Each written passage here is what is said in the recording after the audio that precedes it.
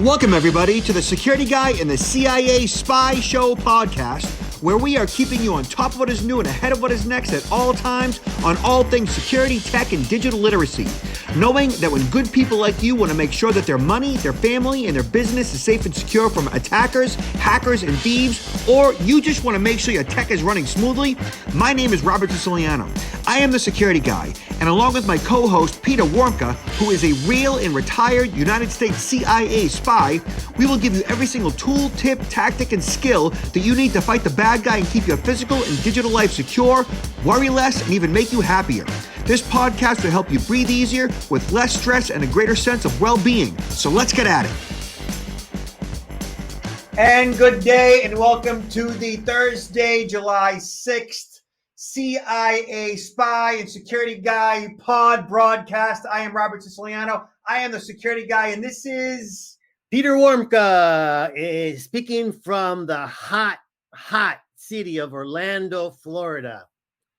But how are you doing up there? A little bit cooler, I think. Yeah, we're a few degrees cool. I guess July 3rd was the hottest day ever recorded on record. Insane. Wow. Yeah. That's got to really take care of not overdoing it outside, because it can people can fall from heat stroke in a very little amount of time. Yeah, that whole hottest day on record ever thing is just scary, man. Mm-hmm. Yeah. So we got a lot to talk about today, including the MOVEit breach, how to spot and avoid a variety of different scams, and former CIA or retired CIA spy Peter has a new book out, which will yes as well. Mm-hmm. And as usual, y'all, if you have questions, comments, feedback, just plug it into the comments section. We may or may not see it or respond to it, but we will do our best. So, Peter, check this out, right? Yeah, the MOVEit. To me, that's is amazing, huge. This has huge implications, but I don't think it's gotten enough attention by our media. There's only been a couple articles that have come out about this. So via TechCrunch, millions affected by MOVEit mass hackers as list of casualties continues to grow. So hackers have compromised the personal data of more than 15.5 million individuals by exploiting a security vulnerability in the MOVEit file transfer tool. So MOVEit is a private company. It's a product. It's a service that moves data from one place to the other. And the number of victims organizations continue to grow. There are more than 140 known victims of CLOP ransomware attacks targeting a vulnerability in MOVEit Transfer, an enterprise file transfer tool. A ransomware expert threat analysis said that while only 10 of these victims have so far confirmed, the number of people affected, the number exceeds more than 15.5 million. This includes approximately 3.5 million Oregon driver's license holders, 6 million Louisiana residents, and some 770,000 members of the California Public Employees Retirement Systems. And I mean, the numbers just go on and on and on. Peter, so what's your thoughts on this? Well, the thing is, there was also a mention of a number of federal agencies that were impacted in the sense of having been breached. But what's very interesting here, this is a Russian group, no? And they're predominantly are using this to extract ransomware. That's the primary goal. Now, they said, and these type of groups do not operate unless they have the permission or consent of the Russian intelligence forces. I mean, there's no way, because they can be shut down in a heartbeat if they cross any line. So they're operating under the, let's say, at least the concurrence that they can operate and do these things against U.S. companies. And then they say, well, we hacked into these government websites, but don't worry, we deleted that information right away. We're not doing anything against the government's websites, which I find very strange. It seems to me, I would be very surprised if, they're not going to, attack it with ransomware, but the information that's been obtained, definitely, I believe, it's gone back to Russia. to be used at a later date. What? Well, it says right here on TechCrunch that the Russia-linked ransomware gang has been exploiting the security flaw in MOVEit. If it's based in Russia, meaning if it's a Russian-sponsored ransomware gang, you're saying that there's no way that Vladimir Putin would facilitate or allow that to happen under his watch because he controls the internet. It's not like the U.S. here, where we've got a lot more freedom and flexibility, and we're allowed to come and go as we please. Nothing happens in Russia without the Putin administration knowing about it and having some control over it. Is that what you're saying, Peter? Yes, that's exactly what I'm saying. To what extent, but it's not like this wasn't already, they just did it on their own, hoping they could do it. No, they definitely have the consent, of the Russian government. Otherwise, it'd be shut down in a heartbeat. And to me, it's just strange that they say, don't worry, the U.S. government, we're not going to. We already deleted all that information. We're not interested in it. Yeah, right. I don't think. Why would the Russian government allow them to do this and not look to also take advantage of it if they were able to? Now, are you aware if any social security numbers were compromised in this particular breach? There's none that have been. I don't think it's been named in the press or discussed in the press, but it wouldn't surprise me. I mean, with a lot of these, with the PPI information, there's a number of them that would have the social security number. Even I don't know. Don't you have to many times, even when you're applying for a license, provide a social security number? I don't know, because it's another point of reference to your identity. Yeah. So your social security number generally is in the back end office, and it's an identifier for you as a U.S. citizen, even though it's only supposed to be for social security benefits. Something called functionality creep crept in regards to the use of the social security number and so many other aspects of our lives in which it was never intended. That said, although your driver's license number is your actual driver's license number, it's not your social security number. It is referenced, my belief is, in the back end system. So even though they may not have got direct access to socials, it seems like they have access to enough information. And you mentioned PII. PII is name, address, phone number, it's email address in many cases, it's your physical address. And while that is relatively public information, and in of itself, by itself, isn't necessarily vulnerable to identity theft, it's used to piece together the puzzles of what it takes to develop a full identity, which would include a social security number, and in some cases, account numbers, credit card numbers, bank account numbers, investment account numbers. So all of that data, while it's public information, the driver's license number itself shouldn't be exposed as an actual set of personal identifying information, publicly available numbers. It generally should be under lock and key through the registries of departments of motor vehicle. That, in the hands of a bad guy, could be used to further manipulate someone. And there are a number of entities that are using your driver's license as what would be considered a secretive numerical identifier as you, similar to how a driver's license is being used today. I'm sorry, similar to how a social is being used now and in the past.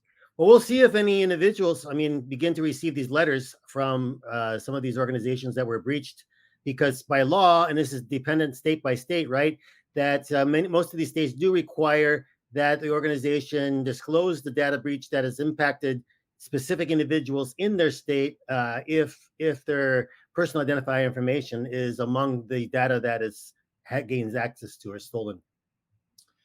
So I actually wrote a blog about this on my LinkedIn profile. And by the way, all of you, feel free to head over to my LinkedIn and subscribe.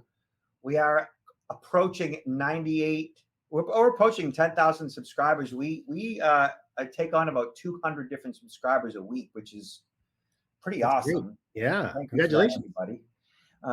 And so we have listed here how businesses react to the MOVEit attack. If you use MOVEit, patch the software immediately.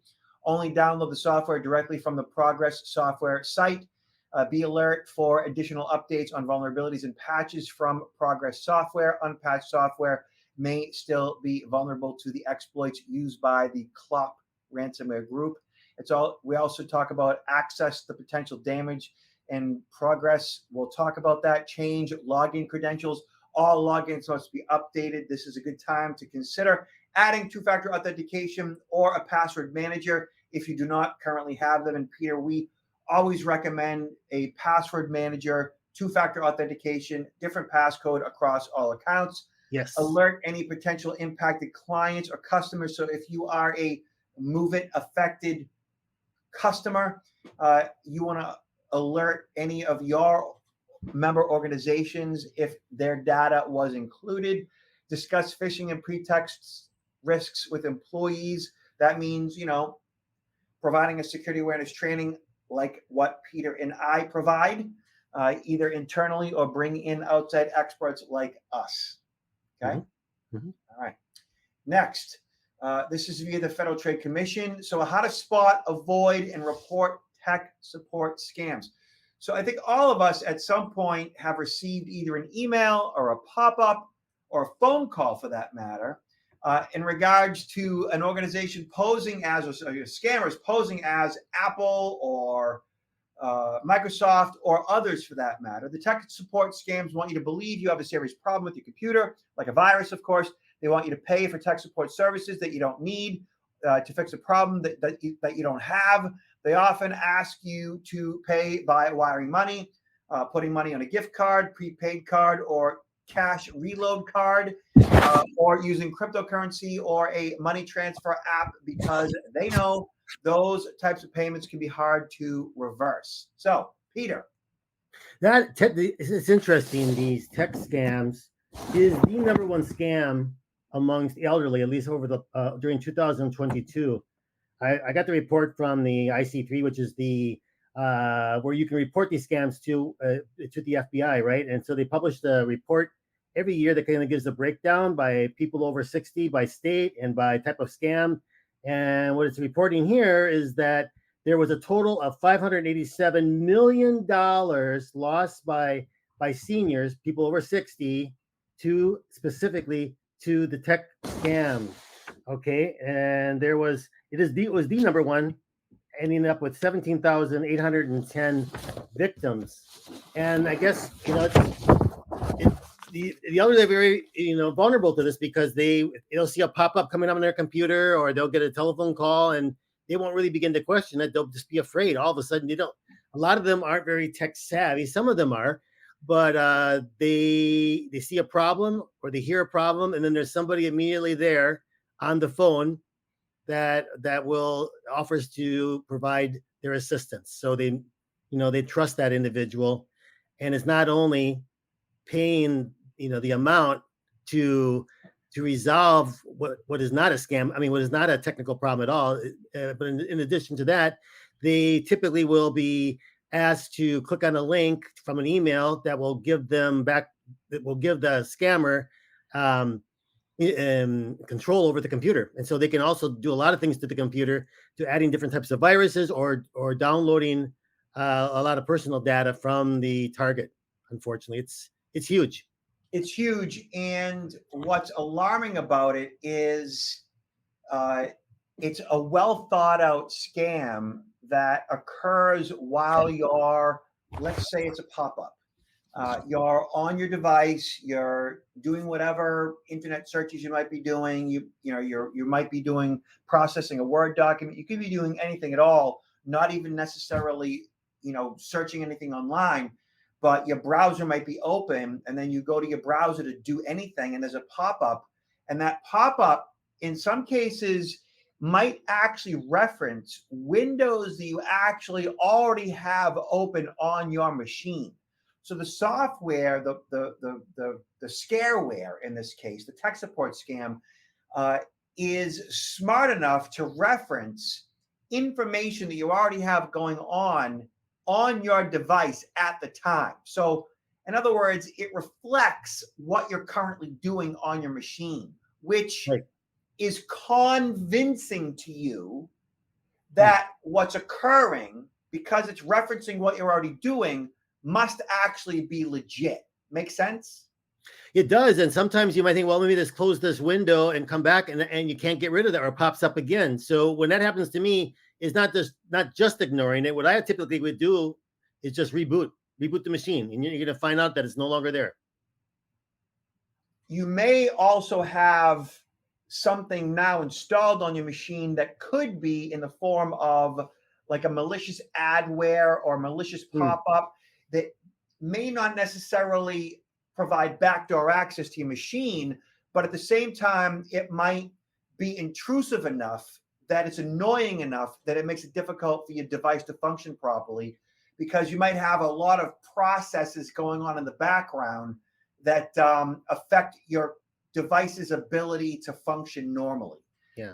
Sapping up a lot of bandwidth, processor speed, memory, and all that fun stuff. So depending on if you have a Mac or a PC, it might require a malicious software tool removal or malicious removal software tool, whatever the case is. And it might require you to shut down, disconnect from the internet, maybe even load up your antivirus. And you should have antivirus on a Mac as well. Yes. You should have antivirus on a Mac and run it, because it might detect it and quarantine or remove it for you. Mm-hmm.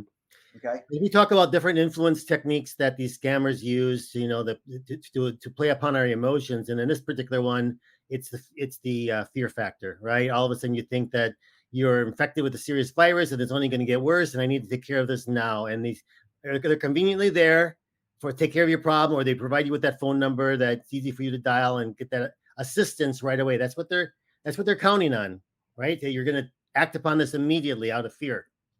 And the other part of it is, if the phone rings and it's Microsoft, it's Apple, it's whoever, they're posing as McAfee, they're posing as Norton Symantec, they're posing as an antivirus company, whatever the case is, the phone rings. It's you just have to know right now it's fraud.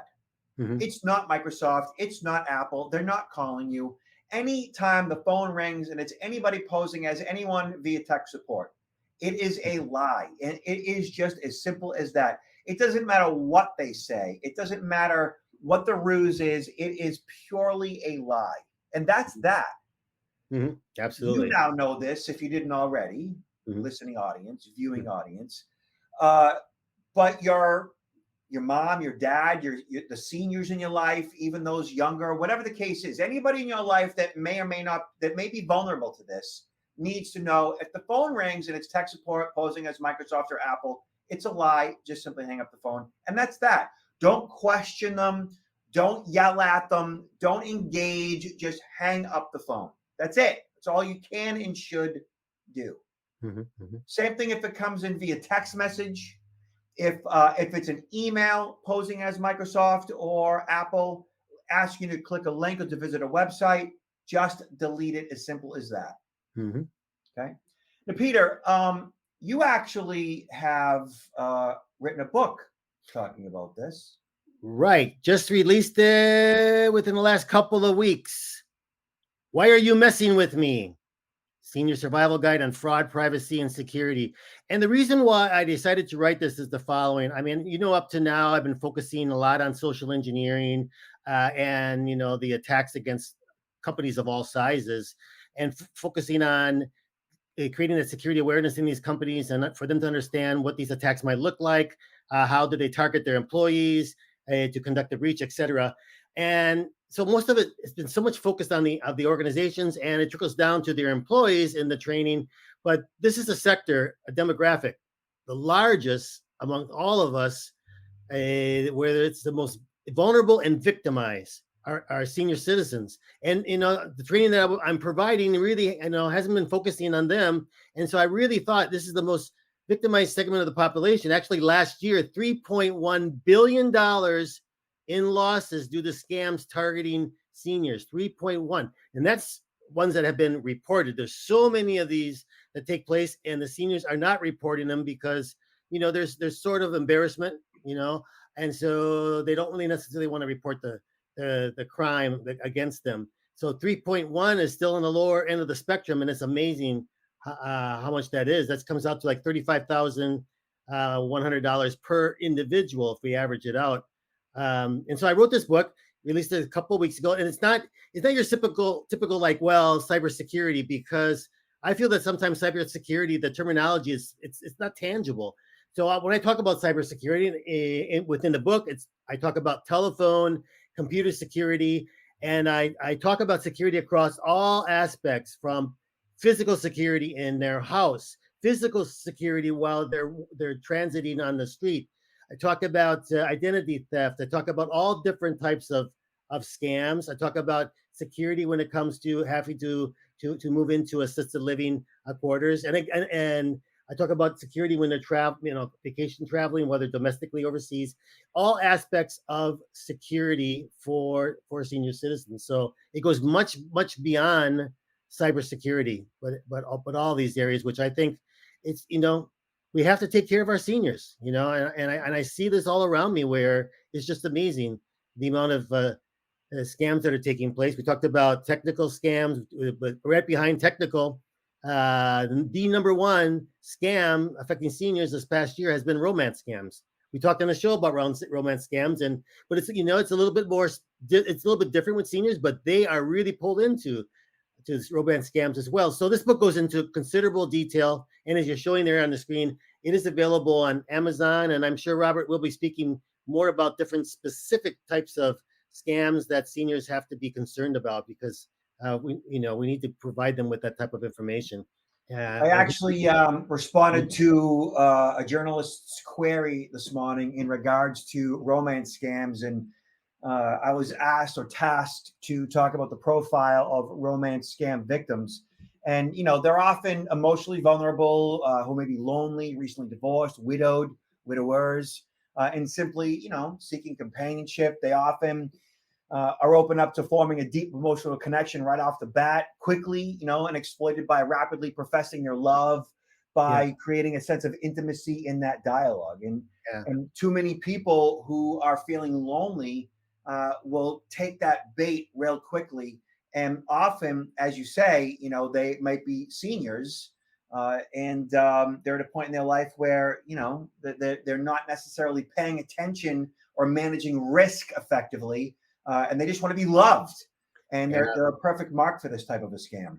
They are. So this book, really is intended for seniors, but it can also be of value to the children of seniors, to help better understand the type of world that their parents, the type of risks that their parents face, because many times the parents are not going to necessarily, ask these questions. They're going to be thinking what's happening at that moment and how to react to it. And sometimes they're just not, they're not aware. They're not aware of how much why are seniors why are they number one target group? Because they, as individuals, have the most wealth typically in the country, right? Compared to a 20-year-old, how much savings do they have, or how much do they have in their credit? Seniors have a lot. They're easy, huge targets for. I think it's that, coupled with the fact that it's a generation that was brought up to trust authority in such a way where they didn't necessarily question it the way that it is being questioned today, or really the generation of the past 20, 30, 40 years. When you think about like my parents, baby boomers, who or the children of the 60s, they questioned the children of the 70s more than anything. They questioned authority quite a bit. The Vietnam War, they fought back quite a bit. Whereas those that are on the upper tier of the baby boomers, late 70s, 80s, they're even more vulnerable. I would say that all those post 70 certainly to a degree fall into that category. But as you get up there even higher in age, there is that segment of the population is even that much more at risk. Yeah, it's not only trusting authorities. People just in general, that it's a generation that pretty much trusted anything. I mean, why would someone lie to me, right? They pretty much trusted everything that's communicated to them. So that book can be found on Amazon. Is it linked on your website? I guess it is. All right. And so Amazon and Confessions of a CIA Spy and Why Are You Messing with Me, Peter? That's great, man. You're awesome. Okay. So any last words, Peter? No, just be careful, stay cool, and watch out for those scammers, because scammers, they can work from their air conditioning houses. They can call you anywhere they they want to. They're continuously operating. So take care of each other and yourself, and take care of your parents. Yeah, and real quick, check us out, my team at protectnowllc.com. And let me see, last bit of housekeeping. Hold on. 1 second. Oh, actually, that's it. Peter, I'll talk to you soon. Okay, take care.